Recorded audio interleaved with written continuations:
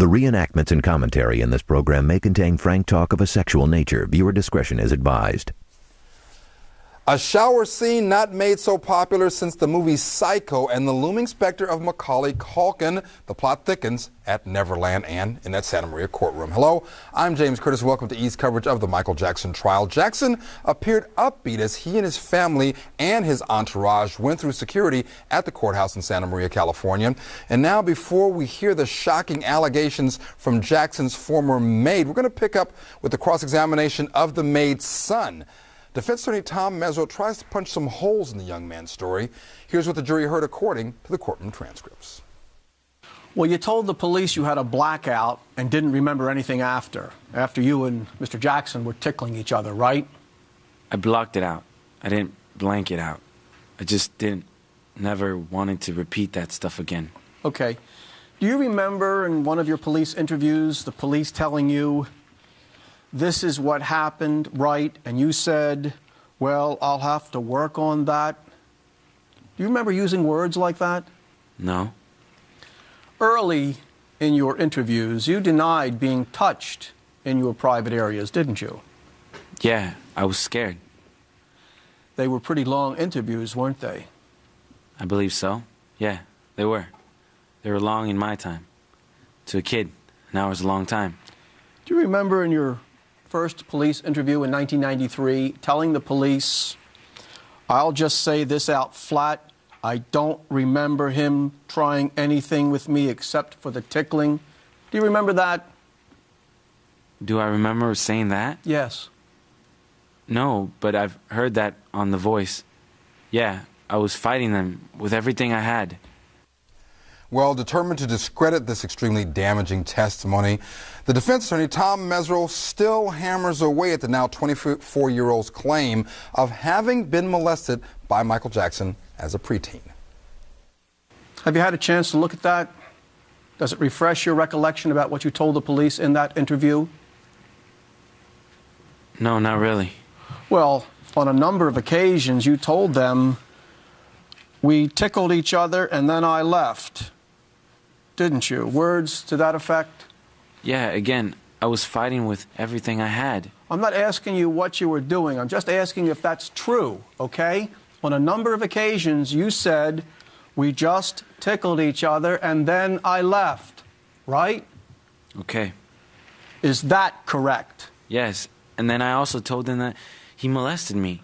On many occasions in that interview, you denied being molested, didn't you? Yeah, at first.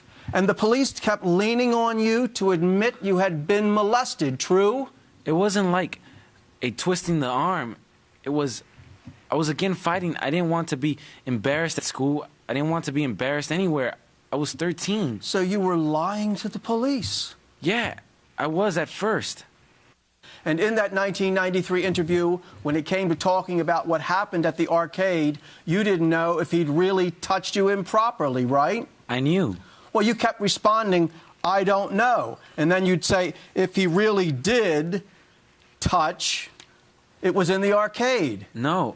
And you were asked, do you think he did it? And you said, I don't know. I knew.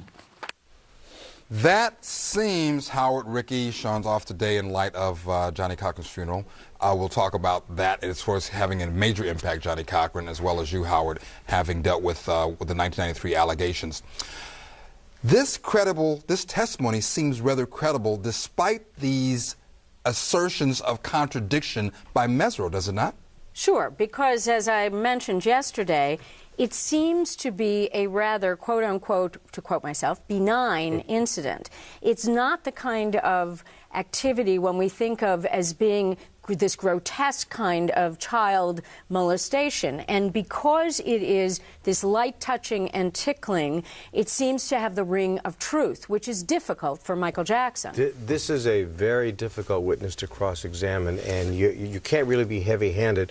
You can just point out to the jury the inconsistencies, the fact that he conceded lying, which, by the way, is a test of credibility.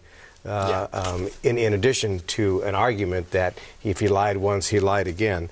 very, very difficult to even punch holes in this witness's testimony. You just have to kind of back him off a bit and say to the jury, look, you really can't tell what happened. He said one thing when it was fresh in his mind. He's saying something 10 years later. Can the defense, though, take the risk of conceding the credibility of this witness? No, absolutely not a chance. They've got to fight it. They have to fight it because it's a molestation. By any other word, it's still a molestation. But can't they say, look, one, they never went to the police, he's not charged with this molestation, and that the prosecution is simply trying to muddy the water and taint the jury with something that may have happened, but this one that you're here, folks, still didn't happen. But that's the argument on his credibility. If he was credible enough, 10 or 12 years ago, they would have used him as a victim and charged the crime. But they didn't. And then there's that ever-present issue about why didn't anyone about that incident go to the police? It was never, ever charged, folks. Moving on. If the witness was molested as a boy, as I just said, the question has to be why weren't charges ever filed? Team Jackson thinks they have the answer. Okay. Now, without going into any amounts, when did you ever receive any money? From Michael? From a settlement in your case. From the settlement? Without going into any amounts, just when did you receive any money? When I turned 18. Okay. Without going into any amounts, do you know if your mother has received any money from Mr. Jackson? She has. Do you know approximately when she received money from a settlement? I don't. Okay. Do you know if it was before you did? I think it was. And a quick note, as with Gavin's actor double, if you will, this actor bears no actual resemblance to the individual Jason who he's giving the testimony on behalf of. But, as we said yesterday, apparently, according to reports coming out of the courtroom, Gavin and Jason do resemble in real life each other. Yes, which is part of the issue because, as Howard knows, they also resemble Jordy. Yes, that is correct. You know, this is a perfect example of why the amendment to the evidence code and the enactment of 1108 is really scary. And let's just clarify, Jordy is the 1993 alleged accuser. And the big settlement that Howard and Johnny Cochran did. Yeah. Now you get this witness in. It's very difficult to tell whether or what he's truthful about, but he seems credible. The jury does not have to make a finding beyond a reasonable doubt. It's kind of a preponderance of the evidence, which means... A feather. Well, a feather. Define that real quick. Define that real quick. Well, it's very simple. It's the slightest on the scales of justice. I want to believe, I don't want to believe, you know, for the lay people or jurors. Preponderance of the evidence means this much more, one way or the other. Beyond a reasonable doubt is a very big burden to overcome. And that certainly to a lot of folks in the public seems unfair. Prosecutors, I was one of them, we love that preponderance of the evidence standard. However, when you look at it in this context, it could give you a little pause. When we return, a door swings slowly open to reveal a shocking scene. Stay with us.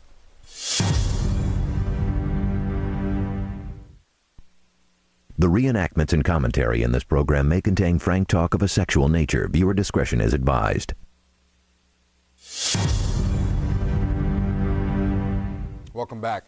The son of Michael Jackson's former maid proved to be a formidable opponent in the form of a witness, if you will, for the defense team, a very strong witness for the prosecution. Will his mother be equally effective? Here's what the jurors heard according to the courtroom transcripts. Did you know a person by the name of Wade? Yeah. Who was Wade?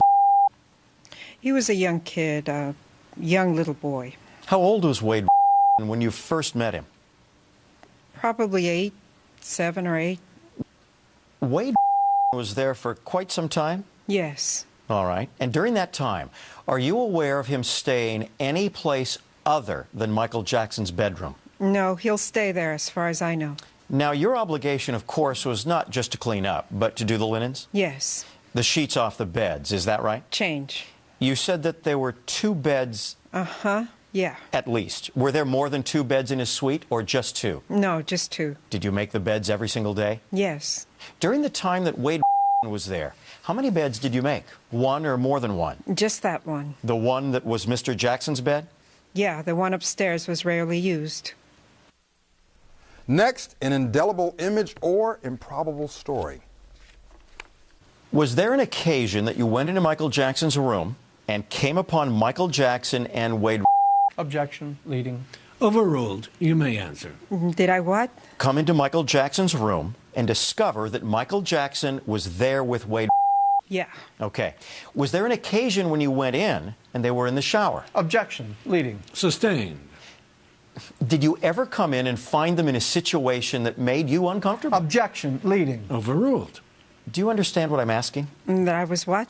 Where you were uncomfortable. You found them and you were uncomfortable. Objection. Leading. Overruled. You may answer. Well, I came one time and in the bedroom, and first I thought they were playing. Objection. And non-responsive. Sustained. All right. The question was yes or no. yes, Okay. Tell us what you heard when you first walked in the room. laughing Okay.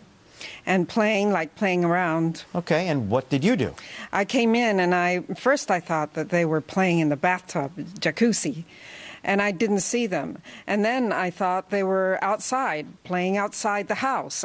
I mean, in his garden. And I walked and they were in the shower. And what did you see? And I hear this playing around.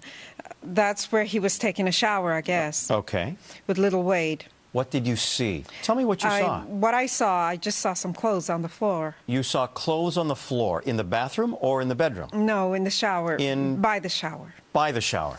What clothing did you see on the floor? Underwear. Underwear? More than one pair? Yeah. Objection. Leading. Overruled. Next question. How many pair did you see? 2. 2 pair of underwear? Yeah. Did you recognize the underwear? Yeah. And how did you happen to recognize the underwear? The Mr. Jacksons, I knew they were white, and the little boy, they were colored. All right. They were little underwear. Can you describe the little boy's underwear? They were little green underwear. Green underwear? I had like a neon color. Neon green? Yeah. Just in case he lost them? You did his underwear previously, didn't you? You had washed his underwear previously? Did you know Wade's underwear? Yeah. Okay. They have little, characters like Spider-Man and things like that. Child's? A Child. small child's underwear? Yeah. Howard, a problematic issue that I'm picking up here, and this testimony in and of itself is pretty strong, pretty damning, creates a severe Outrageous, image, in my right? opinion. Yeah. It was just outrageous. First of all, there is no Wade to come in and testify, as I understand it. There is no individual to come in and testify, I was in a shower and Michael Jackson touched me inappropriately. This is as bad as it gets. This, in my opinion, is reversible error. It paints a dark and evil picture of Michael Jackson when nothing inappropriate might have taken place. Yes, I don't think Michael Jackson has any business taking a shower as an adult with kids that aren't his own. But that's not a crime, and these jurors are led to believe that's criminal conduct. It's, what's really disturbing about this for me? I understand because having watched TV and the talk shows yesterday about the mobs coming... TV? By the mobs coming forward, and serial pedophile and hang him and do all this stuff. The reality is this. This is what disturbs me. Little Wade, now quite an adult, and Macaulay Culkin deny that they were ever molested. So here we have the government in its effort to get Michael Jackson. Understandably, they believe it's under the rules of evidence. But in this effort, they are, in their own way, victimizing Wade, now an adult, and Macaulay Culkin. Which brings me to the related issue of what I'm calling trolling on the part of the prosecution or on the part of law enforcement at the time. According to all of these kids, Gavin, this young man Jason, and any other alleged victim that we know of, they never told their parents initially. It was a result of, after the 93 allegation, that law enforcement just called in every kid they apparently knew to be associated with Michael Jackson and started questioning them. According to the defense, started grilling them. Now, Howard, you were there. How did that go? I was there. They did troll, to use your phrase, and interview everybody and their brother, and there were no incidents that they found sufficient enough to bring a prosecution. What is scary here is they're putting on evidence of alleged victims that the so-called victims, say they weren't victims. And evidence that does not amount to a crime in any state, as far as we know, at least to the extent of being in the shower with a young person not related to you. As the former mate's testimony continues, it indeed gets steamy. In that bathroom, is there a shower curtain? No. What is there in that bathroom? A glass door. A glass door. Is it a glass door that is fogged, or is it a glass door that is clear? It's clear, but at that time it was smoky. Okay, smoky? Cloudy. Cloudy. From the shower? Yeah. All right. When there's no shower going, can you see through the glass? Yeah. On this occasion, when the shower was going, could you see through the glass? No. Could you see any figure at all? What could you see? Asked and answered. I saw a figure. Hold on. Just a minute. The objection is overruled. I saw a figure is the answer. Go ahead. Did you see more than one figure? Yeah. All right. Did you recognize either of the figures that you saw? Mr. Jackson. All right. And the little kid. Was one figure larger than the other? Yeah. Was the second figure the size of Wade? Yeah. Yes. What did you do at that point? That he was going to get mad or... Objection, non-responsive. Sustained. Move to strike. What did you do at the time that you saw Mr. Jackson and Wade in the shower? What did you do then? I was going to talk to them, but then I thought, no, I better not, so I just went back. Next, the witness who, for an Salvadorian immigrant, sounds a lot like someone from the Bronx, suddenly sees Michael Jackson's affection for her son in a new light. Just tell us what you saw with Jason. Well, he was sitting on his lap. Okay. And what concerned you? And I walked in, and he was sitting on his lap, and Mr. Jackson was just reclining to the back. Reclining? Reclining to the back. Okay. And having my son in his lap. And where was Jason positioned on his lap? His legs. Okay. And what did you do? I just told my son to get out. And he was. I remember he say, no, I'm fine. Objection, non-responsive. Move to strike. You told your son to get out? Just a moment. Stricken. You told your son to get out? Yeah. Did he do so? No. What did you do then? I think I pushed him, and, he was some kind of reading a book or coloring, and Mr. Jackson say, I want him to read, or I'm reading a story, something like that. Did you take your son off of his lap? Yeah. Yes. Raises Inspector Ricky, doesn't it, with respect to these parents protecting or not protecting their kids in the presence of Michael Jackson? Thank you very much. Yes, it does. And one of the things that someone will say is they're going to say, well, she was a housekeeper for him. She was making less than $20,000 a year. This was her lifeline, that she couldn't afford to protest. But the reality is, if it were true that she sees one little boy in the shower, she's picking up underwear from some other little boy or that same boy, and then she sees her own son in his lap, get him out of there. And she's not so traumatized that she doesn't take 20 grand, we'll learn in a little while, from a tabloid news show. Look, to me, this actually seems contrived. Why do we care if she feels uncomfortable? You know what? If Michael Jackson did what he's been accused of by Gavin, then he should be convicted and punished appropriately. I want to see that evidence. I want to convict him on those alleged acts. I don't want somebody come in that tells me they're uncomfortable when they saw nothing criminal take place. I just think it's wrong. Well, I don't think it's necessarily wrong in and of itself, but certainly that alone doesn't give us evidence of wrongdoing. But then again, we don't really count. It's the jurors who need to make that determination about its merit. When we return, I've told you at this trial we're going to have at least one celebrity a day, and although Ricky and Howard and Sean are quite famous in their own right, not talking about them, and this next celebrity, whose name comes up, would probably rather be left home alone. Stay with us.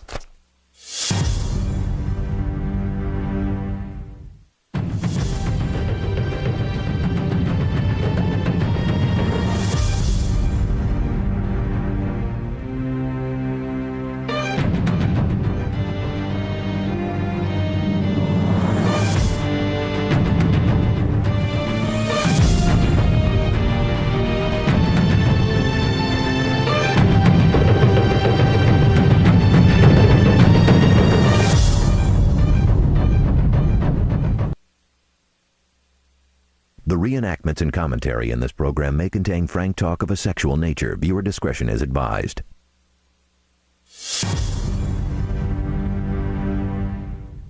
Welcome back. Under questioning by Assistant District Attorney Ron Zonin, Michael Jackson's former personal maid tells jurors about another house guest. At the time, this young star, although not quite as famous as the king of pop himself, really had a following in his own right. Here's what happened according to the courtroom transcripts. Do you know who Macaulay Culkin is? Yes. Who is Macaulay Culkin? The little kid from the movies. Yes. Did you ever see Macaulay Culkin? Yes. Personally, where did you see him? At the Neverland, at the ranch. Did Macaulay Culkin come with any other family members that you recall? Yeah. I remember him with his father and mother. Father and mother? And the other kids. Other brothers and sisters. Other siblings? Yes. Did you ever see Macaulay Culkin in Mr. Jackson's bedroom? Yes. Were his possessions there in the bedroom? Yeah, I don't remember. That you don't recall? No. Do you recall if you ever washed his clothing, as you did Wade? Yeah. The idea here, 1108, this new evidence code section, it's a weapon for the prosecution, and they're using it for all it's worth right now. Well, you have to say that they have a right to use it. The law says that they have a right to use it, and if I were prosecuting the case, I would use it too. And the difference is, Howard, just so everybody's reminded and clear, is that unlike the law previous to 1108, that is the evidence code section, they had to be essentially similar, sort of cookie cutter, some resemblance, some pattern, if you will. It's supposed to be prior conduct that one could find is criminal. We have this former housekeeper telling us she's uncomfortable about what she sees regarding Wade and Macaulay Culkin, but Wade and Macaulay Culkin do not come in and tell us that anything was wrong. Michael has already conceded he slept in a bed with kids. We might not approve of it, but there's no testimony anybody did anything wrong. It doesn't quite get there. On a sad note, as we change gears slightly, today was the funeral for a giant of the legal profession, legendary defense attorney, our friend Johnnie Cochran. His life was celebrated by attorneys, by celebrities, by members of the community who cared so deeply about him, and certainly, Johnnie, you will be missed. A unique, one-of-a-kind individual. A few seconds left. Howard, well, Ricky. We in Los Angeles, and I think the global community, will miss the Johnnie Cochran. And I just want to say good night, Johnnie. Good night, Johnnie. That's it for us for today. Be sure to watch our exclusive coverage of the Michael Jackson trial Monday through Friday, 7:30 p.m. only on E! And indeed, good night, Johnnie.